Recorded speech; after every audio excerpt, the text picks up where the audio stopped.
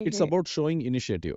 Do Yeah. you have any tips for IMGs on how to craft that email so it doesn't get lost in the sea of other emails? Absolutely, absolutely. That happens a lot, and it's a problem for many IMGs that their emails is not getting responded to. So I would say that first, keep it very short and to the point. Professors and PIs are extremely busy, so you want your email to be clear but very concise. Start by introducing yourself, mention that you're an IMG, provide a very brief background, and then explain why you're interested in their research, especially how can you contribute and what you bring to the table for their projects. Highlight any relevant experience that you already have, whether med school or afterwards, and mention any skills that would be useful in that research setting, like data analysis or manuscript writing. Do not forget to attach your CV, but do not also overwhelm them with too much information in the first email.